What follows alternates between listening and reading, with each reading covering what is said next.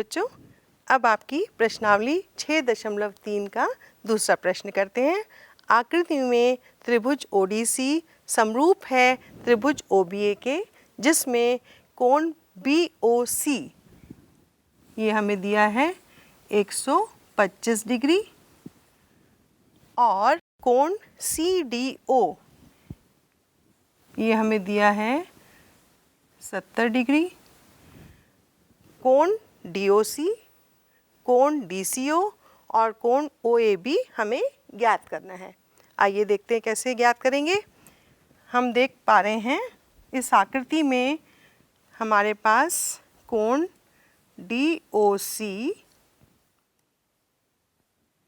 और कोण सीओबी कितना होगा? बिल्कुल ठीक, 180 होगा। क्यों? क्योंकि डीओबी एक सरल रेखा है।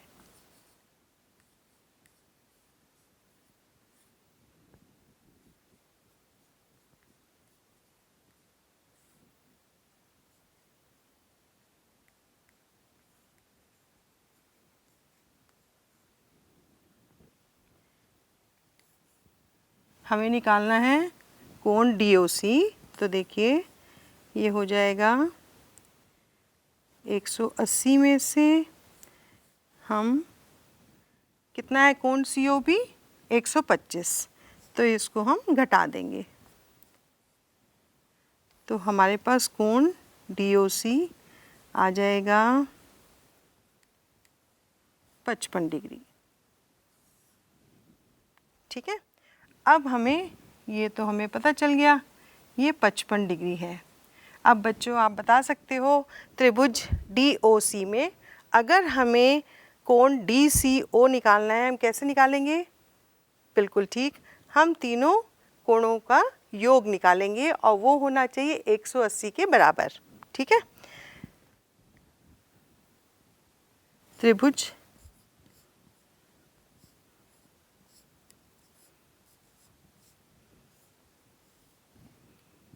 डीओसी में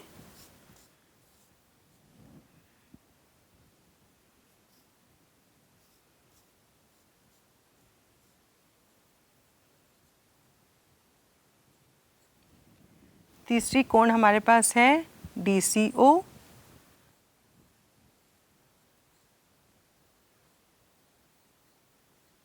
देखिए तीनों कोणों का योग 180 होना चाहिए क्योंकि त्रिभुज में ये गुणधर्म है। और हमारे पास कोण डीसीओ हो जाएगा 180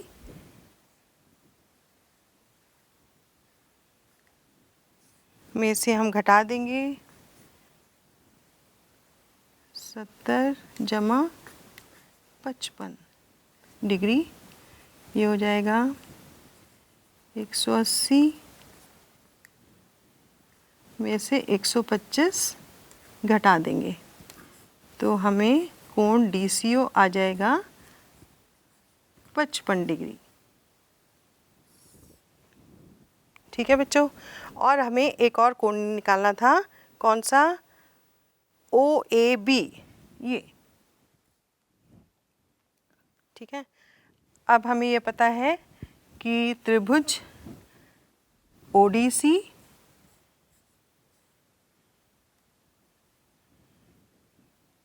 समरूपी है त्रिभुज ओबीए के, इसलिए कोण ओएबी बराबर होगा कोण ओसीडी या डीसीओ, मतलब ये भी 55 डिग्री हो जाएगा। ठीक है बच्चों, इस प्रकार हमने तीनों कोण निकाल लिए। कोण डीओसी क्योंकि बीओडी एक सरल रेखा थी, उसके से हमने घटा के निकाला 180 में से 125, और दूसरी हमें निकालनी थी कोण डीसीओ जिसको हमने 180 में से 70 और 55 को हमने यहाँ जमा करके घटा कर दिया, तो कितना आया डीसीओ? 55 डिग्री। और हमें ये एंगल, ये आपने देखा ये और ये कोण, ये दोनों क्योंकि त्रिभुज ODC समरूपी है त्रिभुज OBA के, इसलिए ये कोण बराबर होंगी। ये हमें 55 पहले से पता है तो ये भी 55 डिग्री हो जाएगी। आशा करती हूँ समझ में आ गया बच्चों। चलिए अगला प्रश्न करते हैं। समलंब ABCD जिसमें AB समांतर है DC के विकर्ण AC और BD परस्पर O पर प्रतिच्छेद करते हैं। दो त्रिभुजों की समरूपता कसौटी का प्रयोग करते हुए दर्शाइए कि OA बटा OC बराबर है OB बटा OD। इसके हल में देखिए, आपको दिया हुआ है AB समांतर है CD के, ठीक है। तो कोण ABO, ये कोण और ये कोण, ध्यान से देखिए, क्या ये एकांतर कोण है? जी हाँ, तो ये कोण बराबर हुए। अब त्रिभुज AOB तथा COD में गौर करिए। हमारे पास कोण ABO बराबर है कोण CDO। ये हमने अभी बताया, क्यों? क्योंकि ये समीकरण 1 में हमने अभी बताया है कि ये दोनों एकांतर कोण हैं। कोण AOB देखिए ये, और कोण COD ये क्या है? शीर्षाभिमुख कोण है, इसलिए ये भी बराबर हैं। तो हम ये कह सकते हैं AA समरूपता कसौटी से कि त्रिभुज AOB समरूपी है त्रिभुज COD के। इसका मतलब OA बटा OC बराबर होगा OB बटा OD। क्यों? क्योंकि समरूप त्रिभुज के संगत भुजा समानुपाती होते हैं। आइए अगला प्रश्न देखते हैं। प्रश्न 4 में आकृति में QR बटा QS बराबर है QT बटा PR तथा कोण 1, ये आपका कोण 1 है, बराबर है कोण 2 के, ये आपका कोण 2 है। दर्शाइए कि त्रिभुज PQS समरूपी है त्रिभुज TQR के, ठीक है।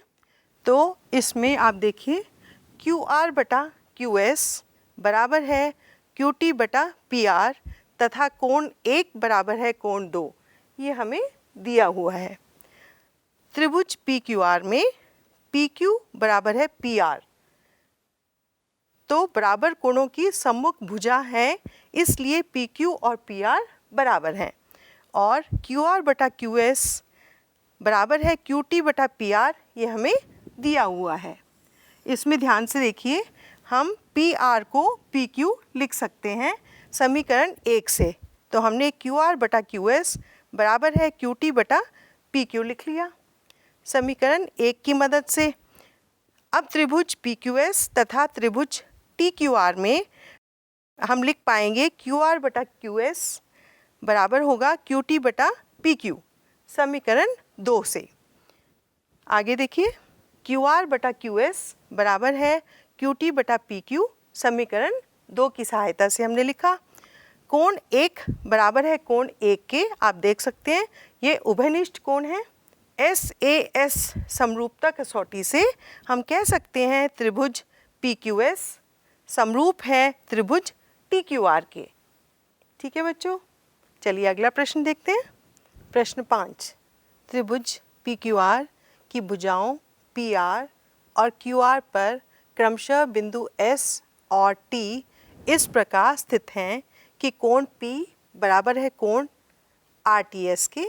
दर्शाइए कि त्रिभुज RPQ समरूप है त्रिभुज RTS के।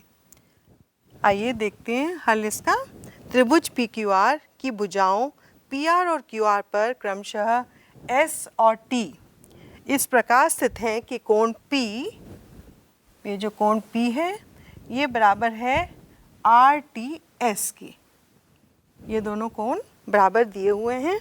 और त्रिभुज RPQ तथा त्रिभुज RTS में आप देखिए कोण P बराबर दिया है कोण RTS के, और कोण R जो है वो कोण R के बराबर है क्योंकि वो उभयनिष्ठ है। इस प्रकार हम देखते हैं AA समरूपता कसौटी से त्रिभुज RPQ समरूपी है त्रिभुज RTS के। ठीक है बच्चों, आइए अगला प्रश्न देखते हैं। आकृति में यदि त्रिभुज ABE सर्वांगसम है त्रिभुज ACD के तो दर्शाइए कि त्रिभुज ADE समरूप है त्रिभुज ABC के। इसमें आपको दिया हुआ है कि त्रिभुज ABE सर्वांगसम है त्रिभुज ACD के, और इसलिए हम कह सकते हैं कि AB, ये जो AB है वो AC के बराबर है, क्योंकि सर्वांगसम में भुजाएं बराबर होती हैं और कोण भी बराबर होते हैं। और AE बराबर है AD के, ये देखिए AD बराबर है AE के, अथवा AE बटा AD बराबर होगा AB बटा AC जो है 1/1 के बराबर। आपके पास त्रिभुज ADE तथा त्रिभुज ABC में AE बटा AD बराबर हुआ AB बटा AC, ये समीकरण 1 के द्वारा। आगे कोण A बराबर है कोण A के क्योंकि वो उभयनिष्ठ हैं, इसलिए भुजा कोण भुजा SAS समरूपता कसौटी से हम कह सकते हैं त्रिभुज ADE समरूपक है त्रिभुज ABC के। ठीक है बच्चों।